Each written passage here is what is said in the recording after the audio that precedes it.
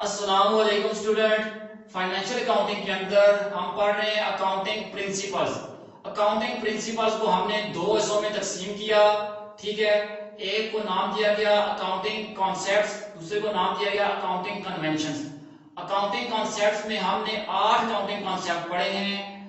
ٹھیک ہے، اور پڑھ چکے ہیں، یعنی سیپریٹ انٹیٹی کانسیپٹ پڑھا ہم نے، گوئنگ کنسرن کانسیپٹ پڑھا، منی میجرمنٹ کانسیپٹ پڑھا، کاسٹ کانسیپٹ پڑھا، ڈوئل اسپیکٹ کانسیپٹ پڑھا، اکاؤنٹنگ پیریڈ کانسیپٹ پڑھا، ٹھیک ہے، میچنگ کانسیپٹ پڑھا اور ریئلائزیشن کانسیپٹ پڑھا۔ یہ 8 کانسیپٹ ہم پڑھ چکے ہیں۔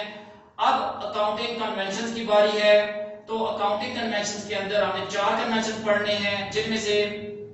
ہم نے کنونشن آف مٹیریلٹی ہے، کنونشن آف فل ڈسکلوجر ہے، کنونشن آف کنزرویٹزم ہے اور کنونشن آف کنسسٹنسی ہے، جس میں سے ہم ایک یہ پڑھ رہے ہیں convention of materiality. Convention of materiality کیا ہے؟ تو مٹیریلٹی لفظ مٹیریل سے ہے، مٹیریل یعنی آپ کے پاس کہ کوئی عام چیز، ٹھیک ہے، کوئی ضروری چیز۔ مٹیریل کا مطلب اہم یا ضروری کے میننگ دے رہا ہے، یا ٹھوس چیز، ٹھیک ہے۔ تو مٹیریلٹی کا مطلب یہ ہوا ہمارے پاس کہ کوئی چیز جو اپنی امپورٹنس رکھتی ہو، ٹھیک ہے، جو اپنی مادیت رکھتی ہو، جسمانی وجود رکھتی ہو، ٹھیک ہے، مگر وہ امپورٹنٹ ہو، امپورٹنس ہو اس کی۔ تو کنونشن آف مٹیریلٹی کا مطلب یہ ہے کہ of relative importance of an item or of an event، کہ کسی ایونٹ یا آئٹم کی امپورٹنس۔ اب آئٹم مٹیریل اسی وقت ہوگا جب اس کی انفارمیشن آپ کا جو ڈیسیجن میکر ہے یا وہ بندہ جو آپ کی فائنینشل اسٹیٹمنٹ کو یوز کر کے ڈیسیجن کرنے جا رہا ہے، اس کی ڈیسیجن کو یہ انفارمیشن یعنی اس آئٹم کی انفارمیشن اس کی ڈیسیجن کو انفلوئنس کر دے، تو تب آپ کا آئٹم کیا ہوگا؟ مٹیریل ہوگا۔ یعنی مٹیریل کا مطلب یہ ہوا کہ آپ کا آئٹم اس وقت مٹیریل ہوگا کہ جب اس آئٹم کی انفارمیشن فائنینشیل اسٹیٹمنٹ کے یوزر کو کی ڈیسیجن کو متاثر کر دے، ٹھیک ہے، اور ریزنبلی متاثر کرے، تو اس وقت آپ کا آئٹم مٹیریل کرایا جائے گا، یا آپ کا ایونٹ جو ہوگا مٹیریل کرایا جائے گا۔ اکاؤنٹنٹ جب بھی فائنینشیل اسٹیٹمنٹ پریپیئر کرے گا تو اس کو اس بات کو یقینی بنانا ہوگا کہ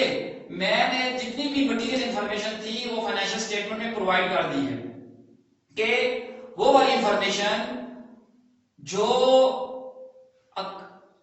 فائنینشیل اسٹیٹمنٹ کے جو یوزر ہیں ان کی ڈیسیجن کو متاثر کر سکتی ہے، وہ انفارمیشن میں نے فائنینشیل اسٹیٹمنٹ کے اندر پرووائڈ کر دی ہے، ٹھیک ہے۔ تو اب یہ بھی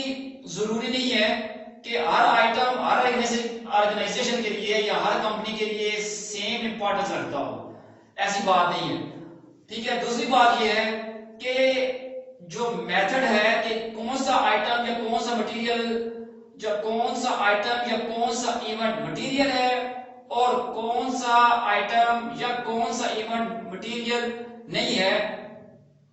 اس کا کوئی میتھڈ نہیں ہے، ٹھیک ہے۔ یہ صرف اور صرف اکاؤنٹنٹ پہ ڈیپینڈ کرتا ہے اور اس کی ججمنٹ پہ ڈیپینڈ کرتا ہے کہ وہ کس مٹیریل کو وہ کس آئٹم یا ایونٹ کو مٹیریل دے رہا ہے اور کس آئٹم یا ایونٹ کو مٹیریل نہیں دے رہا، ٹھیک ہے۔ تو کہنے کا مقصد یہ ہے کہ اکاؤنٹنگ فائنینشیل اسٹیٹمنٹس کے اندر جب اکاؤنٹنٹ فائنینشیل اسٹیٹمنٹ پریپیئر کرے گا تو ان کے اندر اکاؤنٹنٹ فائنینشیل اسٹیٹمنٹ کے اندر اس نے تمام وہ ایونٹس یا تمام وہ آئٹم جو مٹیریل ہے ان کی فل انفارمیشن دینی ہوگی، ٹھیک ہے، تاکہ ڈیسیجن میکر کی ڈیسیجن پہ اس کا جو اثر پڑنا ہے وہ پڑے، یعنی اس سے چیز آپ چھپا نہیں سکتے، ٹھیک ہے۔ تو کہنے کا مقصد یہ ہوا کہ مٹیریلٹی، اب میں یہ بھی کہا تھا کہ مٹیریل کچھ آئٹم مٹیریل ہو سکتے ہیں کسی آرگنائزیشن کے لیے، کچھ کسی دوسری آرگنائزیشن کے لیے وہ مٹیریل نہیں ہو سکتے۔ فرض کرتے ہیں آفس سپلائیز ہیں 50,000 روپے کی کمپنی کے اندر پڑی ہوئی ہے اور کمپنی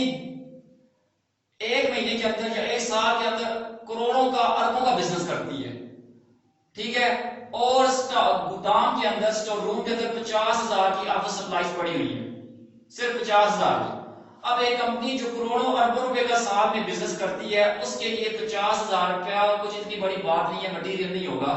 50,000 की सप्लाईज, तो वो हो सकता है कि वो उस सारे सप्लाईज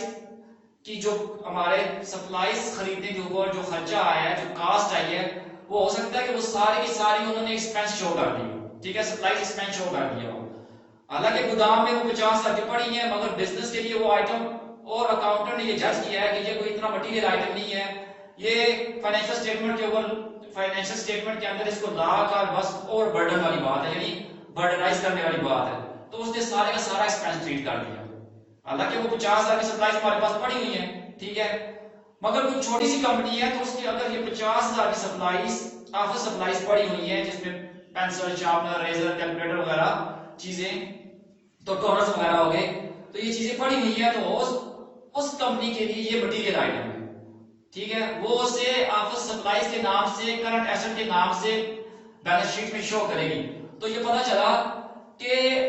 मटेरियल आइटम्स और नॉन मटेरियल जो आइटम्स होते हैं हमारे पास, ठीक है, कंपनी के अंदर, वो डिपेंड करता है किसके ऊपर, डिपेंड करता है अकाउंटेंट के ऊपर, कि आया कौन को मटेरियल लेता है या मटेरियल नहीं लेता, ठीक है। इसका यानी कोई हमारे पास कोई पक्का मेथड नहीं है कि कौन सा आइटम मटेरियल है, कौन सा आइटम मटेरियल नहीं है। तो मटेरियल कन्वेंशन ऑफ मटेरियलिटी का मतलब ये हुआ कि अकाउंटेंट वो तमाम की तमाम इवेंट्स और आइटम्स जो मटेरियल नेचर के हैं और जो फाइनेंशियल स्टेटमेंट के जो यूजर हैं उनके ऊपर इसका असर पड़ सकता है, वो वाली इंफॉर्मेशन वो फाइनेंशियल स्टेटमेंट के अंदर देगा, ठीक है। और ये भी साथ बता दिया गया है कि हर आइटम हर कंपनी के लिए मटेरियल नहीं होता, एक ही हो सकता है मटेरियल हो, दूसरे के लिए मटेरियल ना हो, इसी तरह एक साल मटेरियल हो, दूसरे साल मटेरियल ना हो। तो बहरहाल ये जो बड़ी कंपनी हमने ली है, ठीक है, जिसकी सेल करोड़ों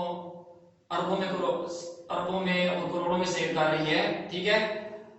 इस कंपनी की जब बैलेंस शीट बना रहे हैं हम, तो वो 50,000 के जो ऑफिस सप्लाईज है वो हमने एसेट में नहीं दी, ठीक है, बेशक बिल्कुल माइनर सी डिस्टॉर्शन आ रही है उसकी बैलेंस शीट के अंदर, ठीक है, कि हमने एक चीज एसेट लिखी थी वो लिखी ही नहीं, तो ये इतनी इंपॉर्टेंट नहीं है इस कंपनी के लिए, ठीक है, ये बात इतनी इंपॉर्टेंट नहीं है, क्योंकि कंपनी करोड़ों अरबों में सेल कर रही है, तो उसके लिए ये 50,000 रुपए का आइटम कोई इतना बड़ा आइटम नहीं है, लिहाजा उसने उसको एक्सपेंस शो कर दिया है, ठीक है, और इसको बैलेंस शीट में नहीं देगी। बेशक डिस्टॉर्शन का बायस बनी है बैलेंस शीट के अंदर, मगर बिल्कुल माइनर सी, और वो कंपनी इसको इतनी इंपॉर्टेंस नहीं देती, अकाउंटेंट इसको इतनी इंपॉर्टेंस नहीं दे रहा, इसीलिए उसको मटेरियल कंसीडर नहीं कर रहा, ठीक है, उसको उसने सारे का सारा एक मर्तबा एक्सपेंस शो कर दिया, तो ये बात भी है, ठीक है जी। और बात का जो ख्याल रखना है इसके अंदर वो ये है कि जो इंफॉर्मेशन हम प्रोवाइड कर रहे हैं, ठीक है, उसकी वैल्यू ज्यादा होनी चाहिए उस कास्ट से जो इसके ऊपर आ रही है, यानी इंफॉर्मेशन पहुंचाने के ऊपर जो फाइनेंशियल इंफॉर्मेशन हम पहुंचा रहे हैं, अकाउंटेंट पहुंचा रहा है, इसकी कास्ट कम होनी चाहिए as compare to it's value, यानी जो इंफॉर्मेशन वो पहुंचा रहा है उसकी वैल्यू ज्यादा हो, और उस